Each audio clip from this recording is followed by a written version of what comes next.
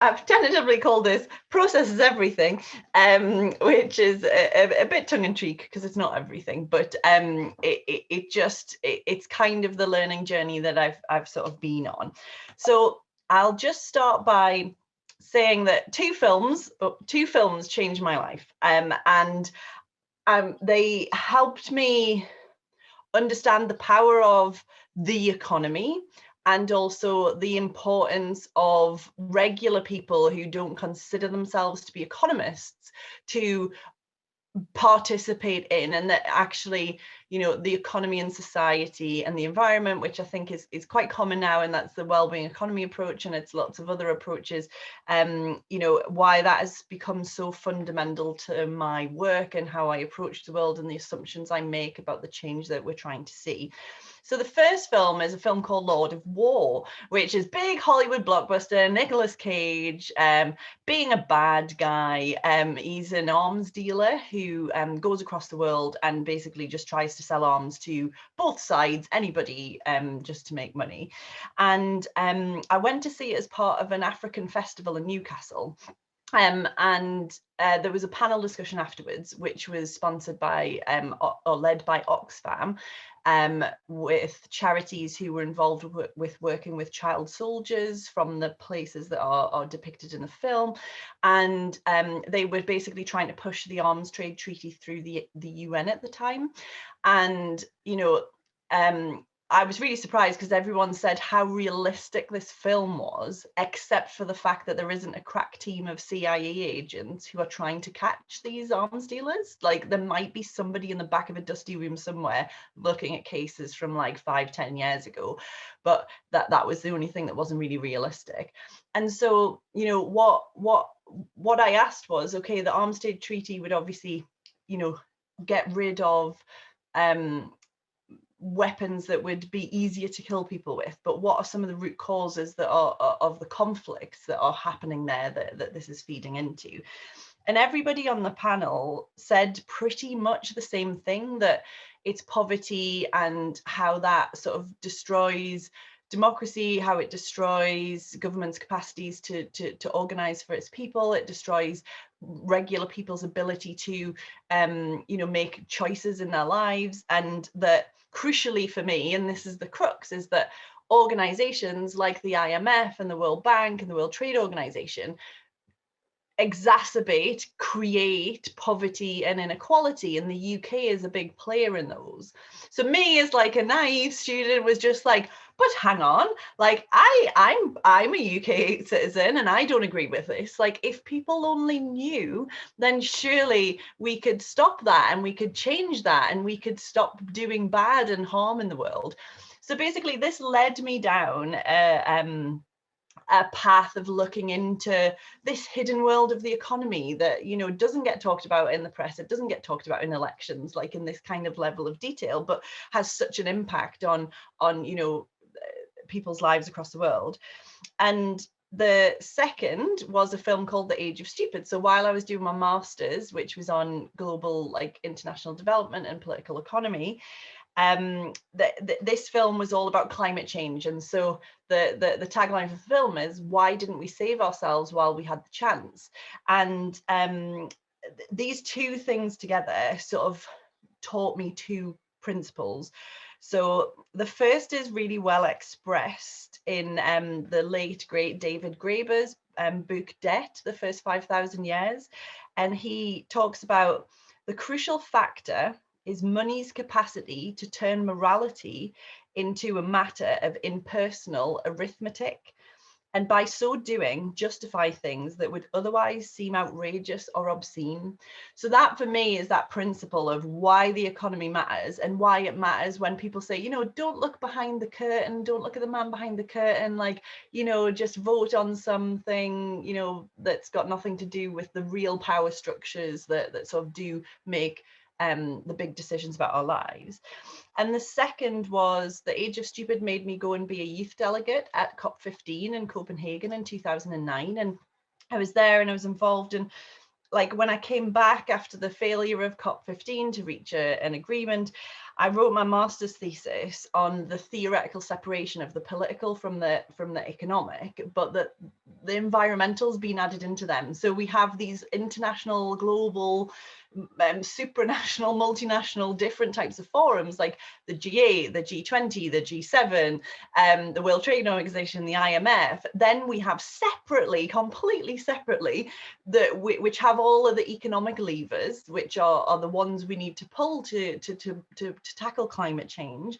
And yet the COP process, the climate change process, is like this political one, but it's also not the main political parties. It's like sub-delegations of countries, kind of, you know, negotiating teams, and it's separately about the environment, as if the economy isn't a very big determinant of what happens in that space. And so this really made me think about, also being there as a youth delegate, how we were allowed in the conference, we were allowed in the spaces, but we had no political power, right? So the whole concept of like democratic sort of greenwashing, the tokenistic approaches to participation, which is like, oh, you can come and you can shake hands and you meet people, but you have no actual political power. So, you know, there was something really fundamental in there that made me think about meaningful democratic participation in economic systems that really determine life chances for people. And so that led me on a journey, like, what's my role here? Well, firstly, I had to understand what the economy was. I had to understand what fiscal meant. This was at the cusp of the age of austerity in the UK. And I didn't understand what all those terms meant. And so that's a real barrier to meaningful participation. So I did a PhD in collaboration with the Finance Innovation Lab. And they were a collaboration between the World Wildlife Fund, so like Save the Orangutan, and the Institute for Chartered Accountants in England and Wales. And really interesting collaboration, but they came together around the powerful question, the powerful vision of how do we create a financial system that serves people and planet? And in the aftermath of the 2008 global financial crisis that turned into a global economic crisis, that was such an important question to go on. But what I really learned from working with the lab and doing was really, it wasn't about the content as much as I thought it was going to be. It was about the processes. How do you bring people together? How do you create change? How do you create the conditions for change to happen? How do you work with like active and engaged change makers so that change can actually happen? And I guess this was the start of my journey into what we're calling today like relational governance, of how do people come together. And earlier, so it was that really important question, how can we live well together, right? And how do we get to that place, have become the key questions that I've been sort of certainly working with for a while. And so during that time, I went and did training in the art of hosting and participatory leadership and various sort of forms and methodologies to help me understand how I could create spaces for financial change makers to get together in service of that sort of bold question. And the reason I'm showing this chaotic path, so the chaotic path was made up by Dee Hock, who was the founder of Visa.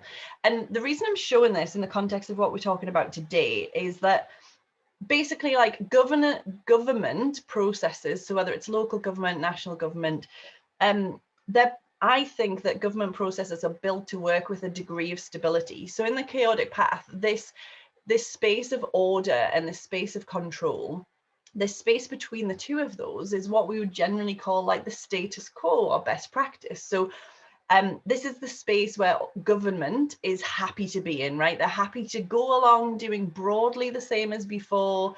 You know, they'll have a consultation and not necessarily follow through the recommendations, and they'll have another consultation and they'll not follow through with the very similar recommendations. And, you know, in the UK, we have this a lot with like the social care system because it's fundamentally broken, but all people want to do is have consultations rather than actually take action to make change. And so, but the reason I'm showing this is that, you know, like I also think that there's a big concern that participation, relational governance, the idea of doing the process of governance differently gets often relegated to a sphere of this is a nice to have. This is something that, you know, well-meaning, nice people will do, but you can't actually govern that way. And I think for me, what the chaotic path shows is that, you know, when there's order and control and there's best practice and that works, that's fine, right? So the example that they always use in art of hosting training is, we don't want air traffic controllers to start innovating. We want air traffic controllers to do exactly what they have, you know, been told to do and follow the rule book exactly. Otherwise, like, bad things will happen. But this line between chaos and order, which is what we call the chaotic path, this is how you get innovation. So when or why do we walk this chaotic path? We walk it when we recognize we're working in complexity and there isn't one answer to the problems and the challenges that we face. We walk it when our current way of working has stopped working. And, you know, very much, I think Eva's presentation earlier of, you know, like, we keep, you know, we're either going back to the authoritarian controlling leaders of the past, like people are uncomfortable in this chaotic space, so they go for the I mean, Trump is not a strong man at all. He's the exact opposite, but people see him as this strong man leader, and Bolsonaro and all of the other people that Eva gave as examples. That's a real challenge and a real issue. But actually, to innovate, to find those new solutions, to work in complexity, it's not a nice to have, it's a necessary. If the challenges that we face mean that we have to create the economy in ways that it hasn't been created before, we have to go from a heavily carbonized economy, a heavily carbonized society, a heavy carbonized way of our individual lives, and we have to find a completely new way to do things. And so it's not a nice to have, and it means we need diversity of thought. It means we need a diversity of actors being involved in this, and that's why and where we work the chaotic path. I'm just going to skip through this ones because this is just some of the background assumptions of like living systems, which is but this quote from Margaret Wheatley I think is great, and she says, in a living system we will need to stop describing tasks and instead facilitate process. We need to become savvy about how to build relationships, how to nurture growing, evolving things. All of us will need better skills in listening, communicating, and facilitating groups, because these are the talents that build strong relationships. And I think if there's one thing I feel like I've learned is that these things are relational. It's about the how you can cultivate those kinds of relationships that can overcome problems and challenges and work towards these bigger, you know, in service of the common good solutions that are more equitable. However, the problem is that I also see that government and governance, there is a very big lack of the skills and capabilities and attitudes to support those kinds of deep, meaningful, collaborative approaches and relationships where power could be distributed to people. So, you know, do our governments have what Mariana Mazzucato calls dynamic capabilities? And there are loads of great examples, and Eva's talked about a few, and I'm really looking forward to reading your book, Eva. There are really good examples of it, but I don't think they're common, and I struggle to see sort of the lack of training and things like that to actually work on these kinds of approaches. So this takes us to the policy guide, and this was over the past year we've been working on this, and this was a collaborative process to create the guide. Now, what the guide isn't, it is not a replacement for the new public management. It is not saying we will replace this system with this system. What it is a provocation, and fundamentally it's an invitation to policymakers, to anyone who's interested in creating a wellbeing economy, to do policy making differently, but crucially to find context and culturally specific paths to do that themselves.